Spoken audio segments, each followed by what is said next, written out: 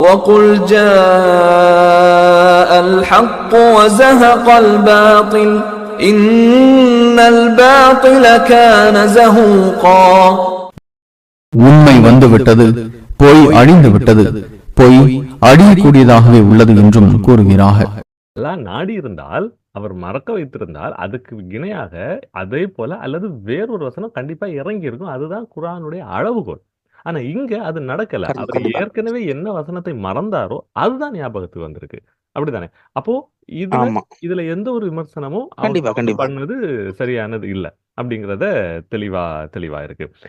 குர்ஆனுக்கும் ஹதீஸுக்கும் இடையிலான முரண்பாடுகளை காட்டுவதற்காக கொண்டுவரப்படும் தவறான விளக்கங்கள் இஸ்லாத்தை இழிவுபடுத்தவும் தங்களது பாரபட்சமான நிகழ்ச்சி நிரல்களை ஊக்குவிக்கவும் சில கிறிஸ்தவ அப்போலஜெட்டிக்களிடையே ஒரு பழக்கமாகவும் நோயாகவும் மாறிவிட்டது. அல்லாஹ் கூறுகிறான், ஏதேனும் ஒரு வசனத்தை நாம் மாற்றினால் அல்லது அதனை மறக்கச் செய்தால் அதை விடச் சிறந்ததை அல்லது அது போன்றதை நாம் கொண்டுவருவோம். அல் குர்ஆன் 2:106. இந்த வசனம் நபி அவர்களுக்கு மட்டுமல்ல அனைவருக்கும் பொருந்தும். ரத்து செய்யப்பட்ட வசனங்கள் ரத்து செய்யப்பட்ட தீர்ப்புகள் அல்லது சட்டங்களை குறிக்கின்றன. ரத்து செய்யப்பட்ட வசனங்களை குர்ஆனின் ஒரு பகுதியாகவே இருக்கின்றன. அவை இன்னும் முஸ்லிம்களால் ஓதப்பட்டு மனப்பாடம் செய்யப்படுகின்றன. நாம் அதனை மறக்கச் செய்தால் என்பதன் அர்த்தம் என்ன? முந்தைய சட்டங்களை தீர்ப்புகளை செயலில் உள்ள நினைவகம் அல்லது நடைமுறை பயன்பாட்டில் இருந்து நீக்கி அவற்றை இனி பொருந்தாது அல்லது செயல்பட வேண்டிய கட்டாயம் இல்லை.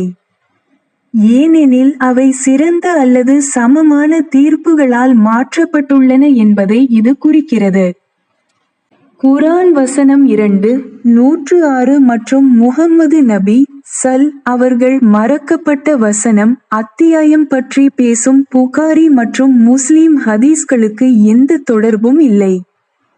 அல்லாவின் மீது பொய்யை கற்பனை செய்பவனை விட அல்லது அவனுடைய வசனங்களை பொய்யாக்குபவனை விட மிகப்பெரிய அநியாயக்காரன் யார்?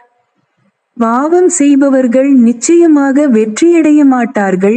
அல் குர்ஆன் 10:17. இன்ஷா அல்லாஹ் தொடரும்.